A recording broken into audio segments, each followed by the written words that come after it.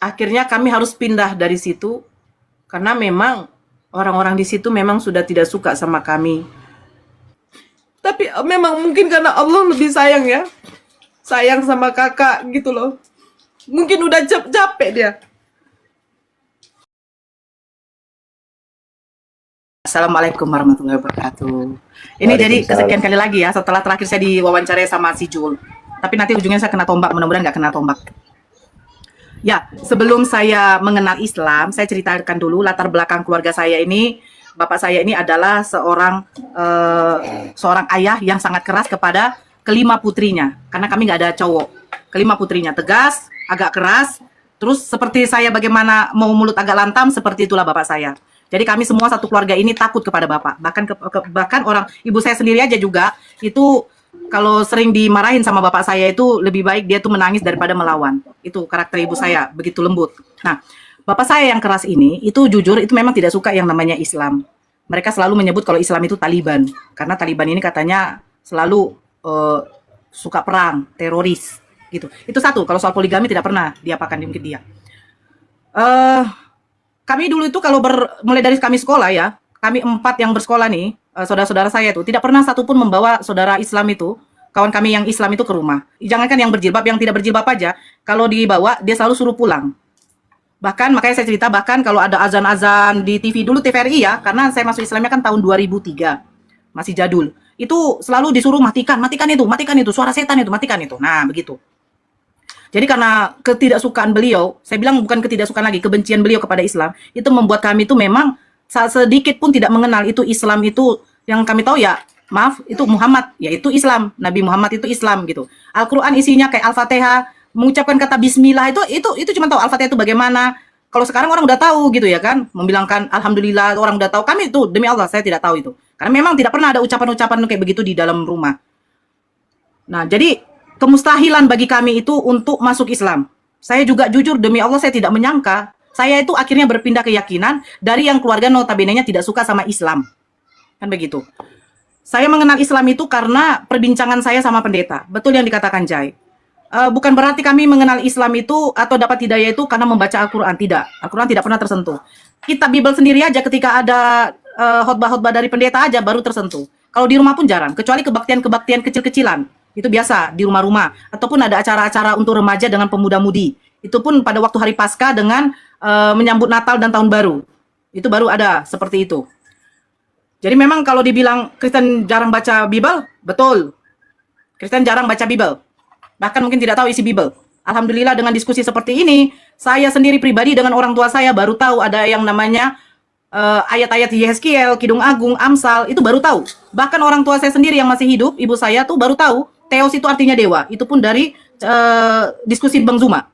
Orang tua saya tanya, apa sih Theos itu nak? Yang dibilang sama Bang Zuma itu dewa, Mak.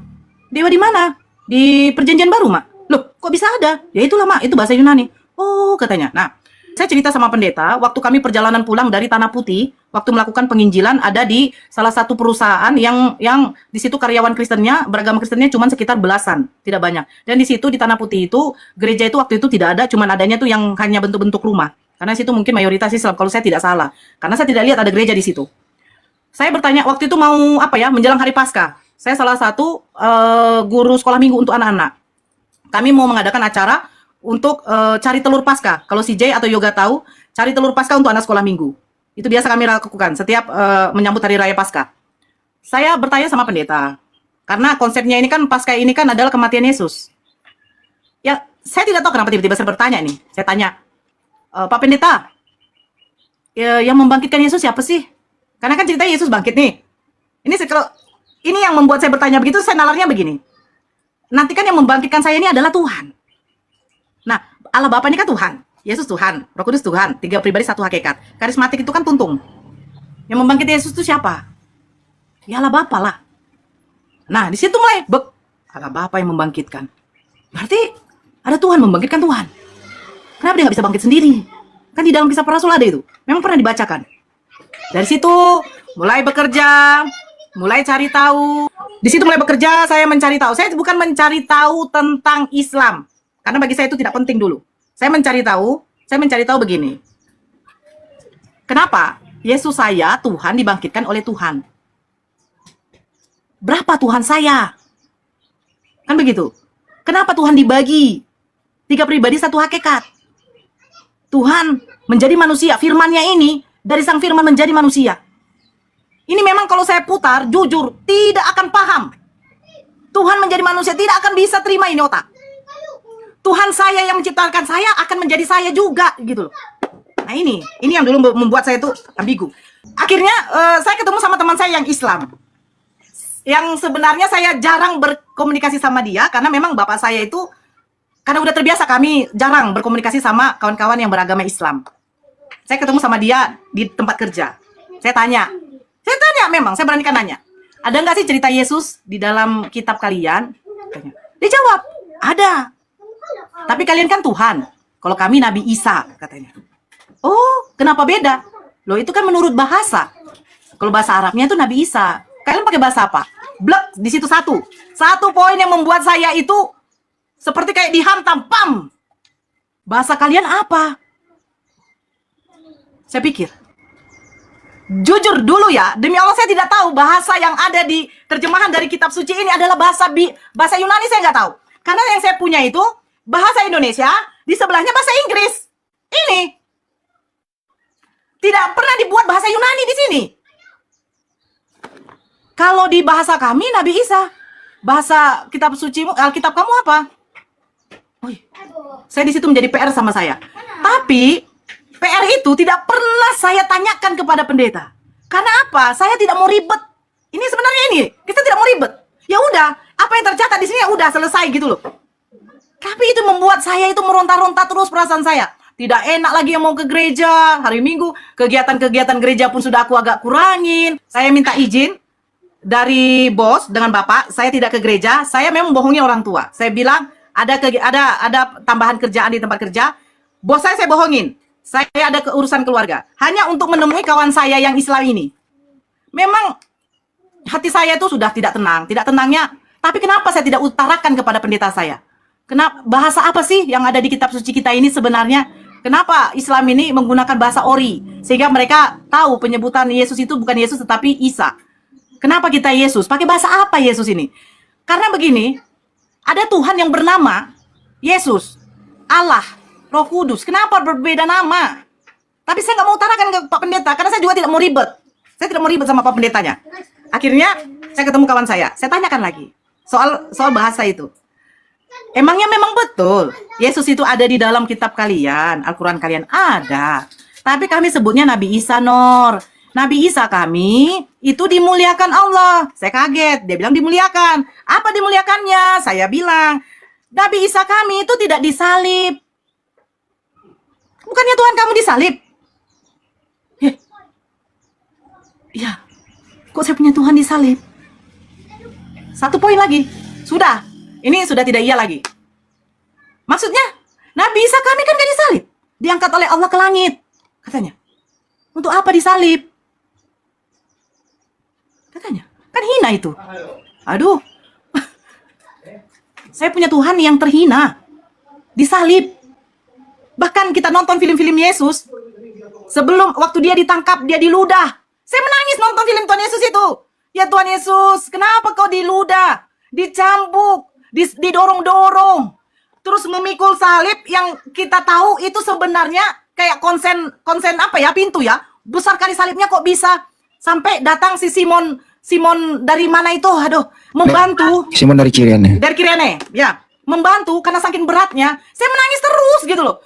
Ya Tuhan, kenapa Engkau menderita demi kami Tuhan? Tetapi ketika saudara Nabi Isa kami itu tidak terhina. Berarti Tuhan saya terhina. Ya udah. Saya dari situ 2-3 hari, 1 minggu, 2 minggu, 3 minggu, sampai 1 bulan lebih, datang pendeta ke rumah, ngomong sama bapak, kenapa si Nora sudah tidak mau ikut sama saya untuk melakukan penginjilan? Bapak saya tanya, kenapa dek? Bapak tidak pernah manggil saya Nora. Kenapa dek? Datang tadi udakmu. Gak apa-apa pak, jangan kau bohong. Udah ada lain-lain kau di luar sana? Gak ada pak, aku bilang. Tapi hati saya sudah tidak iya. Berapa hari kemudian, kalau tidak salah itu hari Kamis, Saya memutuskan untuk tidak pergi ke tempat kerja. Saya di situ beli kaos yang agak panjang karena saya suka pakai kaos agak ketat, celana jeans. Saya pergi ke masjid yang 2 kali naik angkutan umum. Karena saya tahu di wilayah itu, daerah Dumai, tidak ada yang kenal sama bapak saya. Saya pergi di daerah Bagan Besar. Kalau ada yang tahu Bagan Besar, salah satu masjid di situ. Saya perginya itu pagi, nyampe sekitar jam 9:30. Saya duduk di depan masjid. Masjid itu dulu di depannya tuh ada sebuah pohon rindang, ada tempat tongkrongan mungkin untuk anak-anak muda lah. Saya duduk di situ, saya tunggu sampai zuhur. Saya lihat udah rame, selesai sholat, datang terakhir mungkin Pak Ustadz yang mimpin masjidnya, imamnya, dia kunci pintunya, saya temui. Ya saya tanya, Pak, iya Dek, bisa nggak di sini untuk memasukkan orang Islam? Siapa yang mau mualaf? Dia sebut mualaf. Saya, Pak. Masya Allah. Barulah dia bawa saya ke rumahnya. Di situ ada istrinya. Memang istrinya tuh seorang ustazah yang memimpin perwiritan di kampung itu. Akhirnya, ya saya sharing cerita kenapa mau masuk Islam begini. Akhirnya ditanya lagi. Kenal orang-orang. Maksudnya saudara-saudara muslim tuh nggak tahu saya. Berarti memang dari hati. Iya. Akhirnya, saya dibelikan baju seperti gamis. Saya kira itu bukan gamis. Saya bilang tuh kayak daster. Karena saya nggak tahu gamis. Dibelikan mukena, pokoknya seperangkat alat sholat lah. Dibilang sama Pak Ustadznya, nanti selesai maghrib kita baru syahadat ya Dek, adik di sini aja. Saya dikasih makan sama beliau, selesai maghrib, baru saya di situ mengucapkan kalimat syahadat. Baru saya pulang ke rumah. Gitu Bang Handi. Kalau awal mulanya masuk. Waktu saya terakhir udah meninggal beliau karena ada penyakit. Ustadznya memang udah tua, udah meninggal beliau. Kalau nama istrinya saya ingat. Enggak, istrinya saya ingat, istrinya tuh seorang mualaf. Orang Maluku, istrinya, orang Maluku, namanya Ustazah Fadilah. Pak Ega juga tahu dulu tempat gereja saya ya, Pak Ega ya. Di depan itu GBI Mawar Saron, anaknya namanya si siapa itu? Margari Tonang bukan? Jadi saya kalau dibilang berbohong, silakan, Pak Ega tahu orangnya. Nah itu, jadi setelah itu, saya lanjut lagi Bang Handi. Mungkin anak-anak beliau ya, mungkin yang dari luar kota sana, mungkin ada yang lihat ataupun sepupunya, anak bawaan, karena Ustadz Fadilah itu setahu saya dulu dia janda. Tapi Kristen. Saya mengucapkan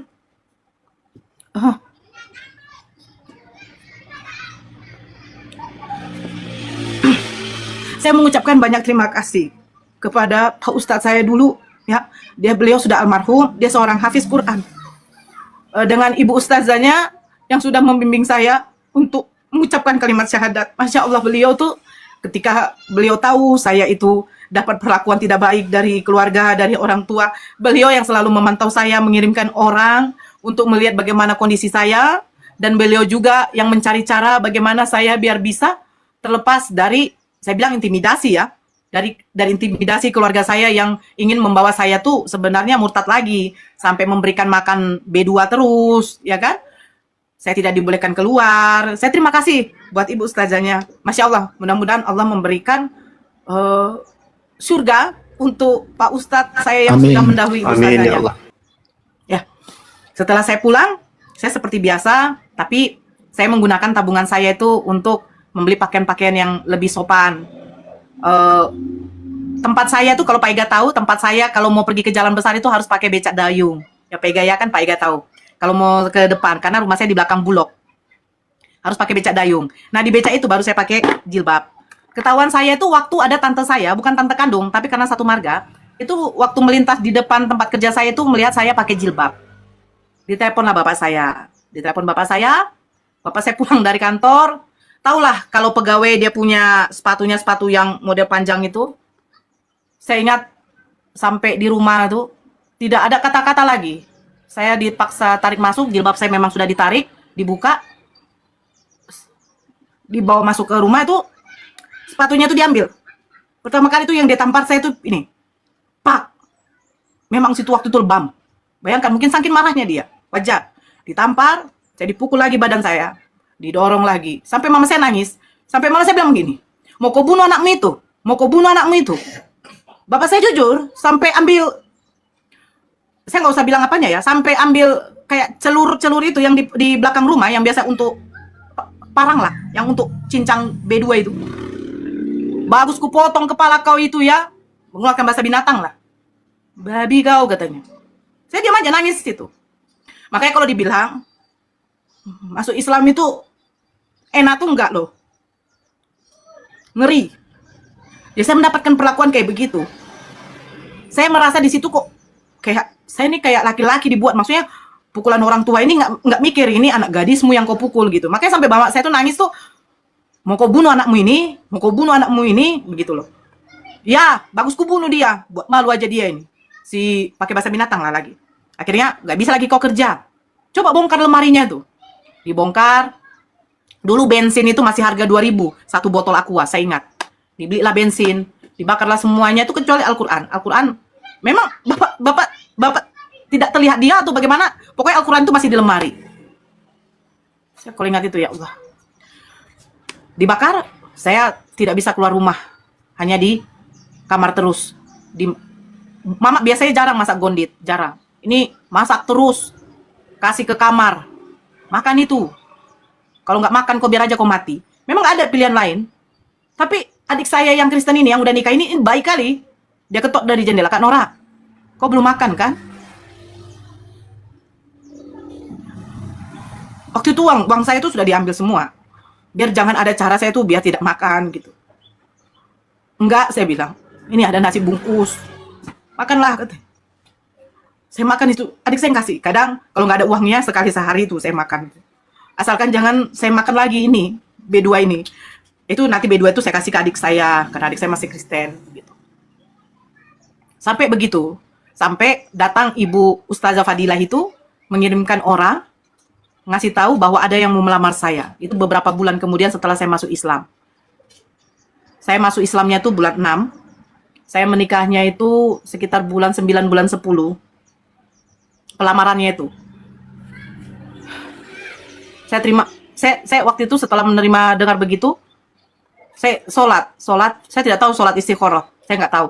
Saya taunya dapat zuhur, saya sholat, saya minta sama Allah, ya Allah, kalaupun ini dengan cara ini saya harus keluar dari rumah, biarlah saya terima lamaran dari laki-laki ini. Saya tidak kenal laki-laki ini. Nggak tahu saya.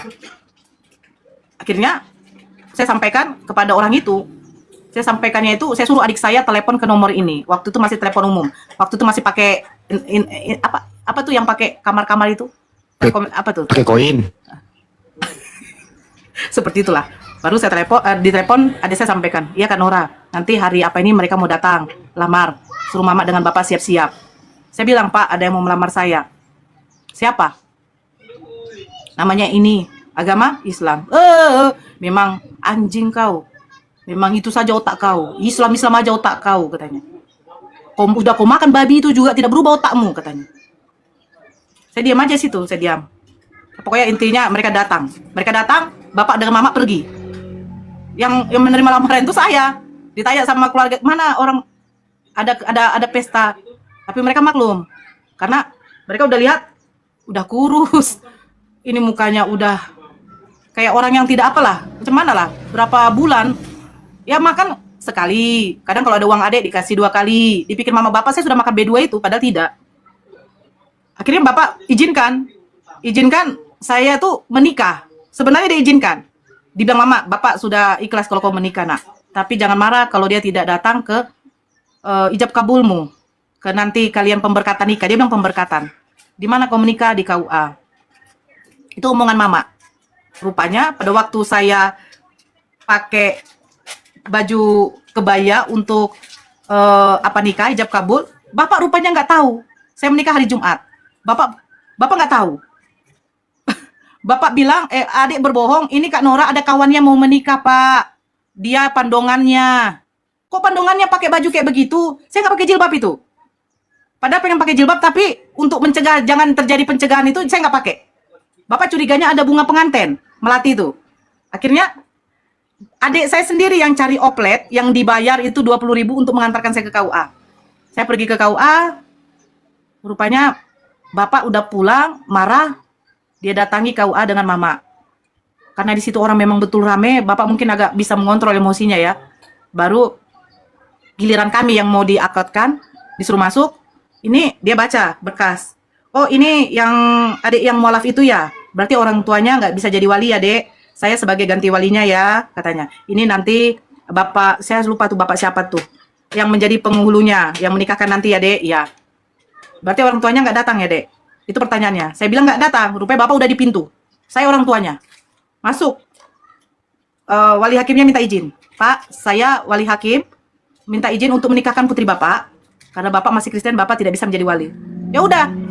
Nikahkan aja anak saya itu dengan seperangkat alat taib. Katanya. Dari situ memang nangis. Saya situ setelah ijab kabul, otomatis saya sungkeman. Itu Bapak nggak mau. Mama yang nangis. Karena Bapak tuh udah bilang kalau memang dia sudah memilih untuk apa, berarti dia bukan anak kita lagi. Dia harus jangan lagi dia temui kita. Kau ingat ya, Mak ya? Kau jangan lagi temui anak ini bukan anak kita lagi. Kau ingat itu? Mama tuh orangnya penurut sama Bapak. Akhirnya pas saya giliran mau sungkeman sama Bapak tidak terima. Dia bilang, mulai saat ini kau bukan anak saya lagi. Jangan kau pernah injakkan kaki kotormu itu di tanah kami. Dia bilang di tanah, berarti udah mengerti.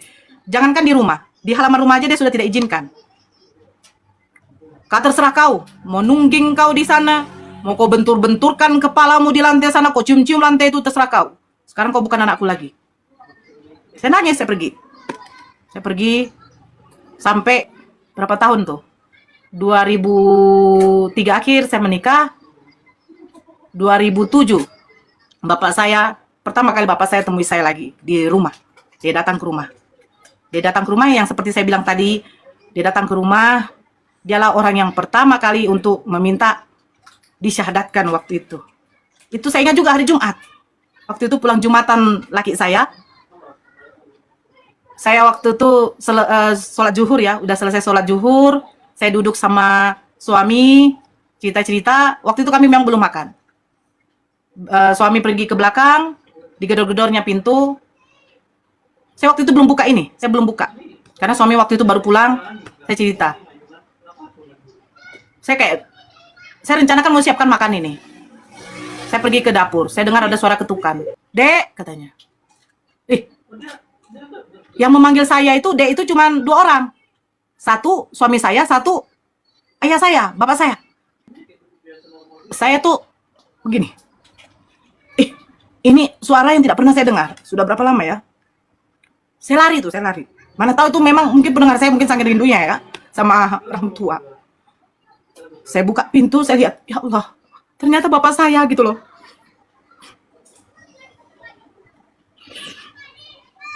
Saya tarik ke dalam. Saya lompati bapak saya itu. Lompatinya tuh saya peluk. Saya cium terus. Saya nangis memang. Saya jujur sampai bersimpuh di kakinya, saking rindunya tuh. Rindu kali ya Allah, saya bilang. Karena apa? Saya dengan bapak saya tuh saya paling dekat.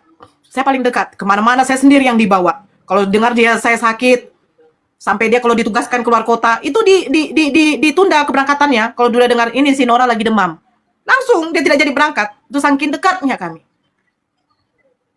Saya bilang, wih Pak, Bapak apa kabar? Saya bilang, sehat nak. Saya bawa duduk, Bapak belum ganti pakaian kantor. Dari kantor ya Pak? Iya. Udah makan Bapak? Belum katanya.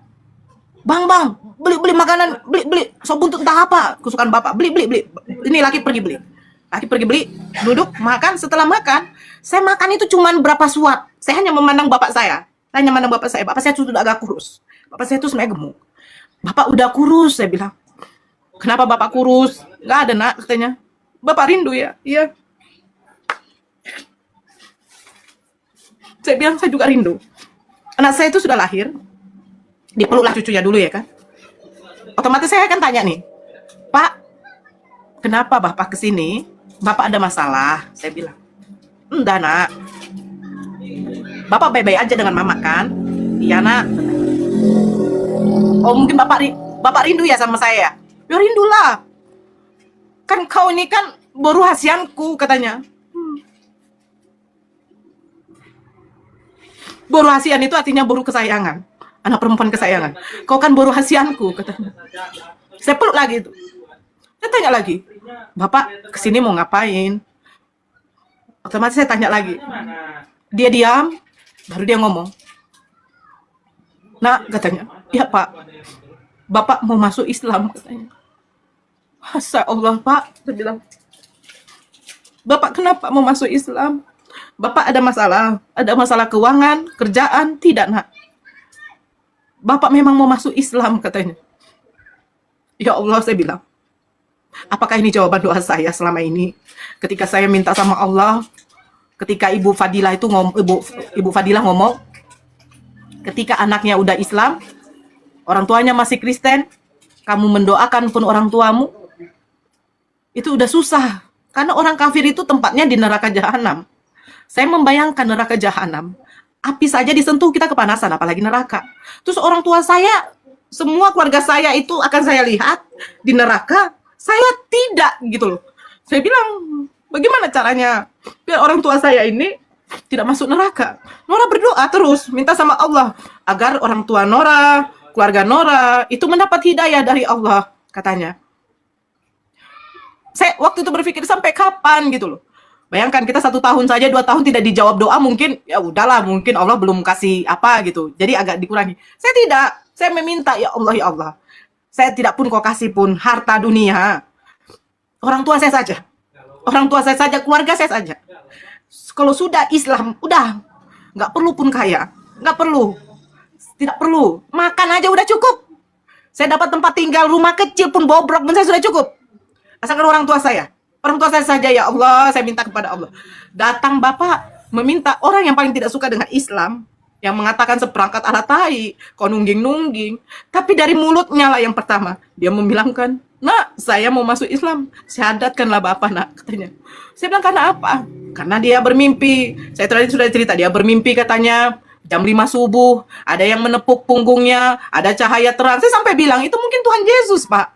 Tidak, nak. Karena pada waktu saya bangun, saya mengucapkan Allahu Akbar, katanya. Kalimat yang tidak pernah mau dia ucapkan, tapi dia harus ucapkan. Itu waktu subuh. Karena setelah itu dia terbangun, ada komat di musola di belakang rumah, komat kecil. Setelah itu dia ketemui sama ibu kepala, dia ngomong, Pak, Bapak datang aja ke rumah Nora. Mungkin Nora udah rindu, Pak. Nora udah rindu, kiriman doa mungkin. Baru setelah itu dia udah mantapkan untuk masuk Islam. Saya kasih sama ada Pak Ustadz yang di dekat rumah kami. Cerita siapa Yesus, siapa Nabi Isa. Karena sudah jam 4 sore waktu itu, Pak Ustadznya mau pergi ke masjid. Ini Ustadz dekat rumah kami ya, bukan tempat saya mualaf, itu jauh. Saya di Dumai, Ustadz itu di Bagan Besar, tapi ini yang dekat rumah kami, di komplek rumah kami. Jam 4 dia datang ke rumah, dia ngomong, ternyata Yesus itu ada juga di Al-Quran. Nah, saya dengan Bapak itu, barulah kami berdua yang tahu ada nama Yesus atau Nabi Isa di dalam cerita tentang Yesus itu, ternyata ada juga di dalam Al-Quran. Cuman bedanya, dia bilang juga, cuman bedanya Nabi Isa di dalam Al-Quran itu, Dek, katanya, itu tidak disalibkan. Katanya tidak terhina. Karena kalau salib itu artinya itu hina. Sementara Tuhan kita kok terhina ya, Dek, katanya. Jadi gimana, Pak? Bapak udah mantap? Iya. Bapak mau syahadat? Iya. Saya suruh suami beli baju koko, beli celana, beli pecinya, beli seperangkat alat sholat juga. Saya telepon ibu kepalanya, Bu, Bapak alhamdulillah mau masuk Islam. Masya Allah, Nora. Amalan apa yang kau buat, Dek? Katanya. Nggak ada, Bu. Jam 5:30 ibu jemput, suruh supir jemput. Bapak syahadatnya di Masjid Pertamina ya, di komplek ya Nora, Bukit Datu, kalau ada yang tahu. Jadi di sana aja, Bu, di sana. Saya tanya sama Pak Ustadznya, nggak apa-apa. Pak Ustadznya alhamdulillah hadir juga. Karena, Masya Allah dia bilang, ada anak yang mualaf, bapaknya ikut. Ya. Akhirnya Bapak selesai Isa, baru mengucapkan kalimat syahadat. Selesai Bapak ucapkan kalimat syahadat, masih ngobrol-ngobrol sama orang situ, kami semua, Masya Allah, kami mendapatkan hadiah. Ngasih baju, Bapak dikasih ini, kasih itu, Masya Allah semuanya. Baik, saudara-saudara itu. Akhirnya Bapak pulang ke rumah. Beliau tidak mau pulang ke rumah Mama lagi, karena dia bilang, kalau cerita tadi Pak Ustadznya, nak, mamamu itu sebenarnya bukan mahram Bapak lagi. Kalau Bapak nanti sama dengan mamamu, kami sudah seperti berzina, katanya. Jadi Bapak di sini? Iya, Bapak di sini, katanya. Udah, akhirnya sampai 1 minggu tuh, saya telepon adik saya yang Kristen itu, saya kasih tahu pertama sama dia, Bapak udah masuk Islam. Dia nangis adik itu. Tapi dia nggak memberontak, dia nangis. Akhirnya dia bawa pakaian kerja Bapak semua. Dia bawa pakaian kerja Bapak, Mama udah curiga di situ. Karena Bapak udah nggak pulang-pulang. Akhirnya Mama datang ke rumah. Mama tahu bapak masuk Islam, mama di situ memutuskan untuk cerai sama bapak. Dia bilang begini sama bapak, kalau kami kan orang Batak manggil nama anak pertama, oh bapak Vera katanya. Berapa tahun lah kita menikah? Dari tahun 70-an kita menikah. Bagaimanapun sifat-sifat buruk kau. Bapak saya dulu jujur, seorang penjudi, peminum, suka nongkrong di kafe, itu bapak saya. Tapi saya tahankan katanya. Tapi saya tidak menyangka kita harus berpisah hanya karena agama katanya. Saya di kamar itu dengar nangis. Bayangkan udah bercucunya. Tapi orang tua saya harus berpisah hanya gara-gara agama. Bapak saya nangis. Saya kalau memang itu mau Mama Vera katanya, saya terima. Katanya. Tapi saya sudah tidak bisa merubah keputusan saya. Saya tetap agama Islam. Ikut Borumu ini Islam. Jadi sudah itu mama minta uang. Ongkosnya 1 juta untuk pulang ke Pangaribuan. Kampung mama di Pangaribuan. Udah pulang, 1 minggu kemudian saya dengar ada telepon, "Kak, mama sakit." Loh, bukannya mama udah di Pangaribuan? Enggak jadi. Waktu mama mau berangkat itu mama sakit. Terus di mana sekarang? Udah bawa ke rumah sakit? Udah, kami baru pulang dari rumah sakit. Saya bilang bapak, "Pak, mama sakit, Pak." Saya telepon di kantor, bapak pulang. Bapak pulang ke rumah. Saya telepon suami, "Bang, mama sakit." Bukannya udah di Pangaribuan mamamu katanya? Enggak, Pak. Kalau dibilang si Kori, nggak jadi berangkat, langsung katanya sakit. Sampai ke rumah saya lihat, mama di situ memang udah sakit. Udah datang beberapa pendeta ngobatin. Betul. Kalau nggak percaya tanya orang Dumai itu.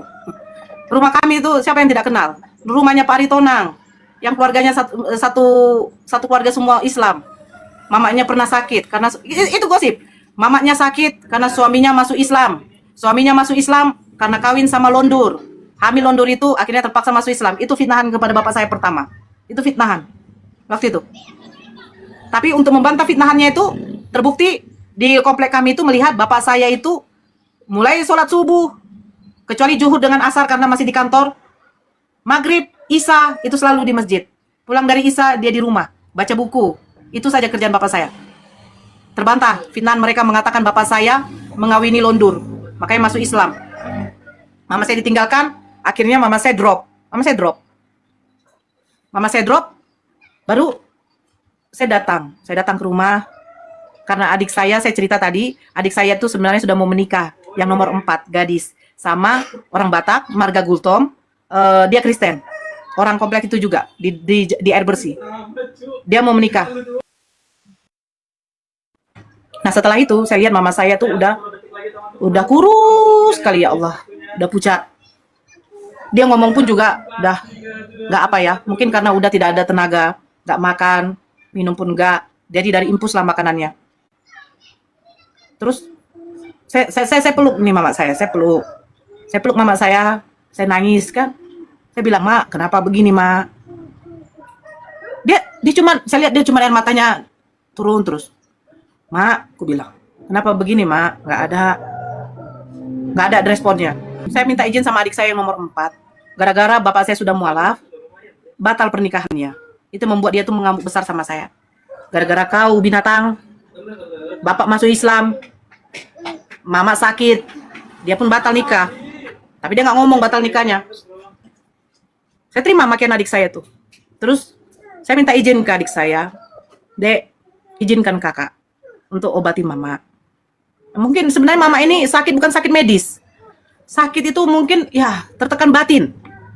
Kerinduan dia juga kepada suaminya. Karena bertahun-tahun nggak pernah dia pisah sama bapak itu. Bapak tugas luar kota, kadang mama ikut.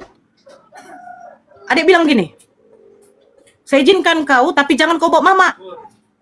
Saya tanya Pak Ustadznya, "Bagaimana Pak Ustadz?" "Gak apa-apa, Dek.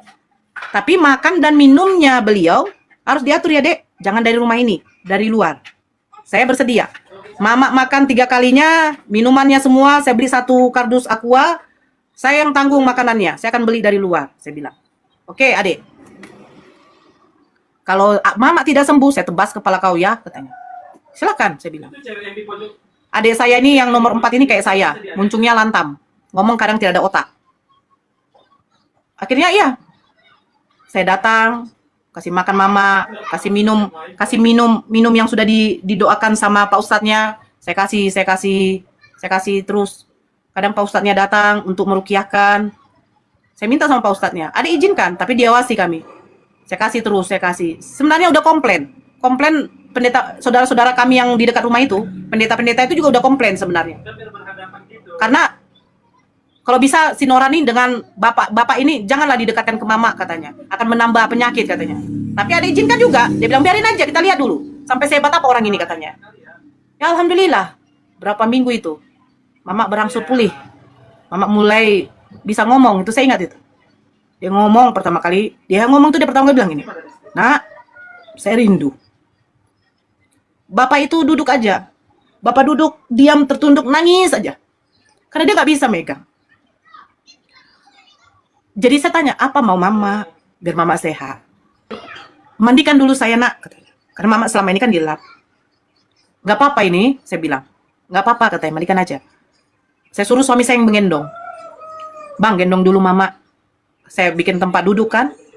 Saya mandikan mama. Saya bilang gini, ya Allah, apa ini? Apa mama saya ini mau pergi gitu loh. Karena dia maksudnya tidak pernah begitu kan. Apa mungkin mama saya mau pergi? Tapi waktu saya selama mandikan tuh dalam hati saya menangis. Ya Allah, kalaupun engkau mau mencabut nyawa mama saya, itu setidaknya dia mengucapkan kalimat syahadat dulu lah, ya Allah. Saya bilang, pokoknya dia tuh mengimani agama Islam, ya Allah, tolonglah ya Allah. Ini yang aku minta ya Allah. Kalau kau pun mau mencabut nyawaku silakan. Tapi mamaku tolonglah dia ucapkan kalimat syahadat ya Allah. Karena aku tengok tuh memang mama tuh ya udah agak apalah gitu kan. Setelah mandi itu kan saya sisirkan, saya bedakkan, saya pakaikan, saya belikan baju baru waktu itu, daster baru. Terus dia ngomong, dia bisik, dia sudah makan waktu itu. Apalagi mak, saya bilang. Saya dekatkan itu ke telinganya sambil sepeluk, apalagi mak. Dia nangis. Saya sampai berpikir begini, janganlah sampai ini kalimat terakhirnya. Saya minta ya Allah, jangan kalimat terakhirnya, saya mohon. Jangan kalimat terakhir ini ya Allah, saya minta. Rupanya Allah tuh berkehendak lain. Dia bisikan, dia bilang, nak, mama mau masuk Islam katanya. Ya Allah, saya bilang. Saya sampai bilang, ya Allah, nikmat apa lagi yang kau berikan kepadaku ini ya Allah, saya bilang. Waktu didengar bapak pun juga, bapak itu nangis, sujud syukur dia. Sujud syukur. Saya telepon Pak Ustadznya yang ngobatin mama. Datang, Pak Ustadz, mama mau masuk Islam. Iya, nggak apa-apa deh, kita syahadatkan di sini. Kalau mama nanti udah sehat, kita syahadatkan lagi di masjid untuk keluarkan sertifikat, katanya kan. Akhirnya saya lari ke musola yang di dekat rumah bapak itu. Saya pinjam, saya gedor itu. Waktu itu Pak Imamnya tuh entah lagi ngapain, saya cerita ini. Masya Allah, nak, sampai dia datang itu. Bapak yang biasa imam di musola itu, dia datang tuh dengan istrinya, nangis mereka. Dipinjamkan mukena, dicarikan mukena yang baru. Saya padahal mintanya tuh di mukena yang di musola itu. Dicarikan yang bagus, yang masih bersih sama ibu yang punya yang di musola itu, istrinya itu. Dipakaikan, baru mama mengucapkan kalimat syahadat. Di situ saya lihat adik saya yang keras ini kan, yang masih Kristen ini. Saya lihat itu adik saya tuh menangis saja. Terus setelah mama mengucapkan kalimat syahadat, adik saya nangis. Yang dibilang kalau nggak sembuh nanti kutebas kepalamu. Itu katanya yang tidak jadi nikah. Apa? Dia langsung lari, dia dekati bapak, diciumnya kaki bapak. Pak, mungkin saya anakmu yang paling durhaka. Karena waktu bapak masuk Islam itu kan, dia membabi anjingkan bapakku. Sampai dia bilang, maunya kalian dua ini kutubas habis itu. Itu ku ingat kali itu omongan adik saya itu. Dia cium kaki bapak, dia peluk bapak juga peluk dia. Saya minta maaf ya pak, katanya. Nggak apa-apa nak. Langsung dia bilang, Kak Nora, saya minta maaf. Dia peluk saya, dia cium kaki saya. Ya udah deh. Kak Nora, katanya, apa? Saya juga mau masuk Islam, katanya. Saya bilang, ya Allah.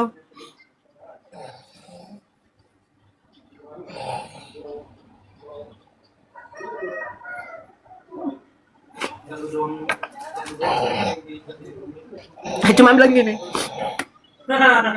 ya Allah, kalau engkau mau matikan kami ini, matikan aja sekarang. Saya bilang gini, apa sih nikmat apa lagi yang Allah kasih sama saya ini ya Allah. Saya tidak menyangka, demi Allah saya tidak menyangka bapak saya, adik saya, kakak belum waktu itu, adik saya yang dua gadis ini masuk Islam. Saya telepon ibu kepalanya lagi, memutuskan, Dade, mama dengan adik itu syahadatnya di masjid Bukit Datuk lagi adik ya. Nanti dijemput supir. Akhirnya datang. Jujur, waktu dikasih tahu akan ada yang mualaf lagi, yang mualaf ini adalah anggota keluarga Bapak Aritonang yang mualaf kemarin katanya. Masya Allah, masjid itu ya Allah. Sampai imam di masjid itu begini. Pak Aritonang biar tahu ya. Masjid ini itu penuhnya pada waktu taraweh katanya. Taraweh dengan sholat Idul Fitri. Tapi Masya Allah waktu katanya mereka mendengar ada istri bapak dengan anak gadis bapak memualaf ini rame Pak. Masya Allah. Akhirnya kami dikumpulkan di depan di masjid itu. Saya nggak tahu saya mau bilang apa lagi. Ya Allah, sampai ditanya, Dek, katanya sama saya, amalan apa Dek yang kau buat sehingga asbab dari kau ini anggota keluargamu loh. Bapakmu, mamamu masuk Islam. Saya bilang saya hanya minta kepada Allah. Saya tidak diberikan harta pun, tidak usah pun saya punya rumah megah, mobil, tidak masalah ya Allah. Tapi jangan mama saya, orang tua saya ini di nerakamu. Jangan ya Allah, saya bilang. Jujur, di masjid itu, laki-lakinya pun mendengarkan kesaksian ini sebenarnya menangis semua. Sampai akhirnya kami harus pindah dari situ, karena memang orang-orang di situ memang sudah tidak suka sama kami. Saya ingat itu jam 2 malam kalau nggak salah tuh. Bapak yang cerita, karena saya kan tidak tinggal sama bapak. Rumahnya dilempar kacanya, pecah. Besoknya bapak langsung hubungi kawannya, siapa yang mau beli rumahnya terserah, dijual dengan harga 35 juta. Dengan tanah seluas itu, 35 juta.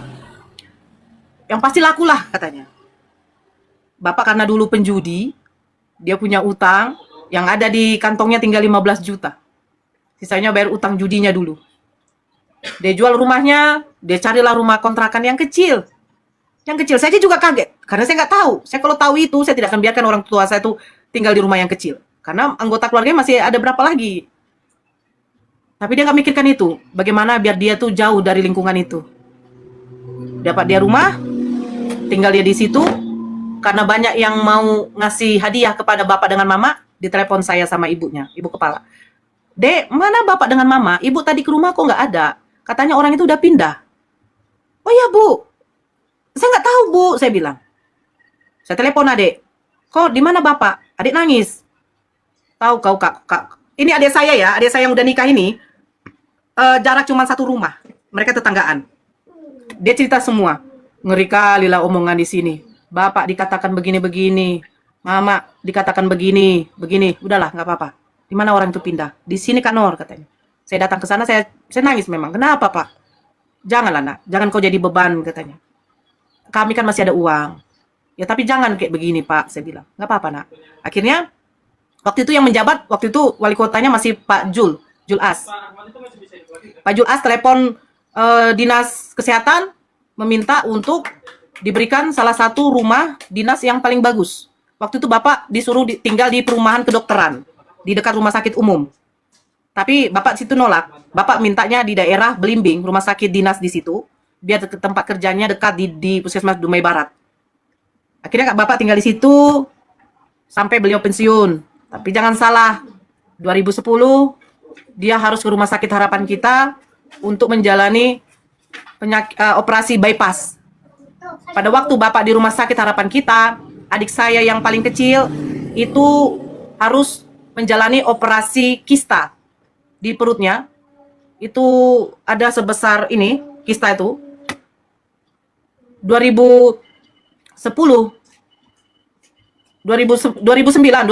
Bapak menjalani operasi itu bypass. 2009 juga adik menjalani operasi kista. 2010 adik menjalani operasi yang kedua, yaitu operasi tulang. Di situ memang Masya Allah ya, Masya Allah ujiannya. 2010 juga saya, adik saya yang nikah sama Kristen dengan kakak saya yang juga menikah sama Kristen, itu kami sama-sama memang diuji Allah di perkawinan. Kami di situ pisah sama suami. Saya pisah sama suami, saya pulang ke Dumai.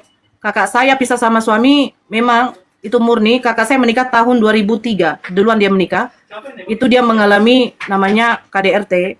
Suaminya tuh maaf suka minum karena memang mertua dia itu penjual tuak, buka lopo tuak. Bahkan, maaf kata, saya tidak ingin membuka aib kakak saya, tapi itu aib waktu Kristen lah, waktu jahiliyah. Suaminya itu suka kali mengajak menjimaknya itu, mencampurinya itu walaupun dalam keadaan haid. Sehingga kakak saya itu mengidap penyakit 2017, dia harus operasi di rumah sakit Pringadi kalau nggak salah, Pringadi atau Adam Malik, antara dua itu. Saya baru tahu ini kasusnya ini dari mama. 2017 dia harus operasi yang namanya operasi kista. Memang kakak saya waktu sudah cerai dari suaminya, dia menikah lagi di tahun 2012. 2017 dia harus menghadapi operasi kista. Tapi ternyata 2022 kemarin dia mengalami pendarahan hebat. Waktu dicek di rumah sakit lagi, ternyata dia udah terkena kanker serviks stadium 4, stadium akhir. Karena tahu suaminya dia terkena kanker serviks, dia dipulangkan semua sama suaminya. Dia dipulangkan ke saya. Karena bapak waktu itu kan tinggal di Pasaman. Saya waktu itu masih dekat dengan kakak saya, walaupun beda cuma 1 jam 2 jam. Kakak dibawa ke rumah saya, alasan suaminya biar dia cari duit untuk ngobati kakak saya. Saya terima waktu itu. Berapa bulan kakak saya tinggal sama saya, berapa bulan itu juga mulai Bang Ipar saya ngantar, itu tidak pernah dia ngasih uang sesen pun untuk biaya perobatan kakak saya. Biar lebih murah, saya urus BPJS beliau yang sudah nunggak dari tahun 2017. Walaupun waktu itu memang jujur, ekonomi saya pun juga waktu itu dalam keadaan sulit, tapi Allah Maha Baik. Allah Maha Baik. Mungkin karena lelah ya, kakak saya sudah lelah melihat keadaan saya seperti ini juga. Bolak-balik kami masuk rumah sakit yang sebenarnya kalau kata dokter sudah harus dioperasi dan dikemo di rumah sakit Adam Malik. Saya sampai bilang sama kakak, saya akan berusaha bagaimanapun untuk biaya pengobatanmu kak, asalkan kau berangkat. Kakak waktu itu sudah bilang, gak usah lagi dek. Karena dia udah tahu, itu udah stadium akhir. Terus suaminya udah tidak sama dia lagi kan. Saya telepon itu abang ipar itu. Bagaimana nih bang? Kok 3 kali kau? Setidaknya nggak ku minta uangmu. Kau temani aja lah kakak untuk berobat ke Adam Malik. Siapa yang ngurus dia? Iya dek, datang aku. Nunggu sampai 1 minggu, 2 minggu gak datang. Sementara kakak ini udah pendarahan terus. Dia udah kurus. Udah pucat, udah putih. Cuman lah darah yang keluar terus ya. Saya telepon bapak di Pasaman. Gimana pak? Bapak bilang, bawa ajalah ke sini nak. Biar kita obati obat kampung, obat herbal. Saya kirim, saya panggil mobil, saya bawa kakak ke sana. Ya memang Allah berkehendak lain ya. Allah berkehendak lain. Saya ingat tanggal 26 September subuh. Mama telepon saya bahwa kakak tuh sudah pergi.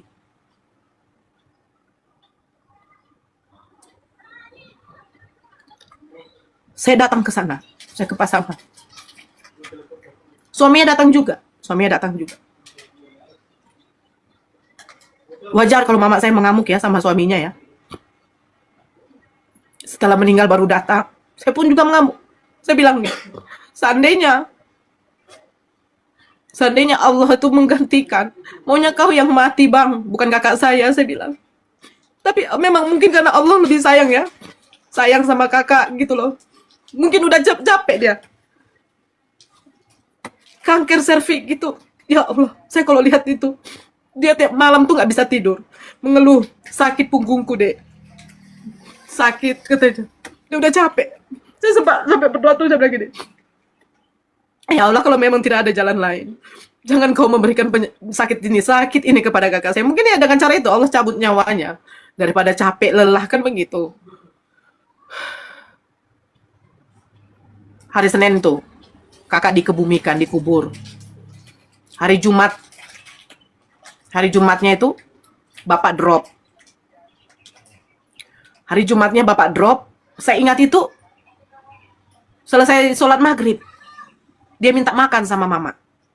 Mama masak bubur. Hanya jelang 1 minggu itu loh, Senin ke Jumat, nggak sampai 1 minggu. Mama suapkan bapak, saya sudah lihat lah bapak ini udah lain. Yang disuapkan mama itu keluar dari mulutnya terus. Di situ saya sudah lihat sudah tidak iya lagi nih. Asma dia udah kambuh terus, sesaknya udah makin kuat. Di rumah memang ada tabung oksigen. Tabung oksigen ini udah nggak mempan. Saya bilang, ayo pak, kita ke rumah sakit. Dia geleng kepala aja. Pak, ayolah ke rumah sakit. Dia tunjuk ke bawah, dia pakai sarung. Karena waktu itu dia baru selesai sholat maghrib. Dia tunjuk ke bawah. Bapak mau pipis? Saya bilang. Iya, dia bilang. Saya ambil pispot. Jujur, saya tidak ada lagi kayak, mungkin itu orang tua saya, nggak ada lagi rasa malu. Saya buka sarung beliau, saya apakan maaf kata ke kelaminnya. Memang tidak mau kencing dia, tidak mau buang air kecil dia. Tapi dia tunduk terus, dia tunjukkan dia kayak katanya mau kencing, tapi enggak. Akhirnya dia mulai tumbang, saya telepon adik ipar saya tuh dekat dengan rumah bapak juga. Saya bilang, Kor, panggil lakimu. Kenapa? Bapak, aku bilang. Karena semenjak kematian kakak saya itu, bapak udah kurang sehat di situ. Mungkin karena pikirannya, karena bapaknya orangnya pendiam. Kami bawa ke rumah sakit. Itu pakai mobil orang waktu itu. Kami bawa ke rumah sakit. Ditanya, bapak ada riwayat jantung. Ternyata selama ini bapak tidak lagi mengkonsumsi obat jantungnya dengan obat pengencer darahnya. Itu yang membuat jantungnya udah tidak stabil lagi untuk memompa dan memicu sesak napasnya makin kuat. Itu katanya. Akhirnya karena udah agak parah, dibawalah bapak ke ruang ICU. Di situ yang menjaga cuman kami bertiga. Saya, adik saya yang Kori itu dengan suaminya. Karena kejadiannya itu mulai dari maghrib, otomatis kami belum makan malam. Adik ipar saya membeli nasi bungkus waktu itu, nasi goreng dibungkus. Kami makan di bawah. Ditelepon itu sama perawatnya. Bu, ke atas dulu bu, katanya. Kami naik ke atas. Bicara sama dokter. Dokter bilang, Bu, mana ibunya? Ini anaknya ya? Iya. Oh, ibu di rumah. Nggak bisa datang ya? Nggak. Karena memang keadaan mama itu orangnya terlalu lemah. Bapak ini sebenarnya sudah tidak ada harapan. Karena detak jantungnya ini sudah tidak normal, terus merusak paru-parunya. Sehingga memicu asmanya terlalu kuat, katanya. Tapi kami mencoba berusaha ya, katanya. Adik berdoa saja semua, iya. Tapi silakan masuk. Karena dokter itu mungkin udah tahu, kami diizinkan. Sebenarnya di ICU tidak boleh. Tidak boleh di situ lebih dari 1 orang. Tapi kami diizinkan untuk talkin, mengbilangkan la ilaha illallah, la ilaha illallah. Saya telepon mama. Mak, kayaknya kondisi bapak ini tidak baik. Doakan saja nak. Itu pertama mama ngomong. Saya tutup. Mama mau datang? Enggak bisa saya datang ke situ nak. Oke. Jam 12:30 tuh. Bapak mulai drop. Detak jantungnya mulai sudah tidak bagus. Itu datang perawatnya, mengecek kondisi, menelpon dokter. Dokternya telepon saya. Bu, kalau kata perawat yang di situ, coba ibu talkinkan lagi bu. Bapak sudah mau perjalanan.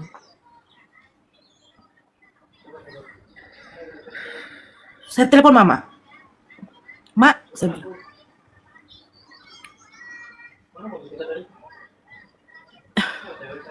bapak ini sudah mau pergi.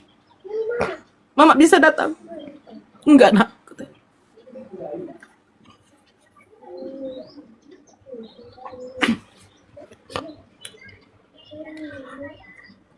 Salam cium, sampaikan salam cium mama untuk bapakmu.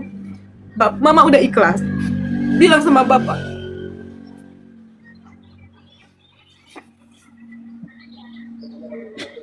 Sampaikan sama bapak. Selamat jalan ya.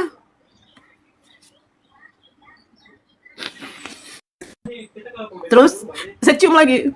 Ini ciuman dari adik-adik ya pak. Ini ciuman dari cucu-cucu bapak, saya bilang. Saya talkinkan lagi. La ilaha illallah, saya bilang. La ilaha illallah. Tidak begitu lama, Bapak kejang. Datang dokter dengan perawatnya, itu memompa, jam setengah dua pas. Dokter bilang, Bapak udah pergi. Saya di situ jujur saya tidak mengeluarkan air mata. Saya panggil adik saya dengan adik ipar saya dengan adik saya nangis peluk. Saya jujur saya sudah tidak lagi. Saya cuman apa ya? Berdoa kepada Allah. Saya mengucapkan syukur kepada Allah. Saya yang pertama membawa bapak saya, membimbing bapak saya untuk mengucapkan kalimat syahadat. Ya, saya juga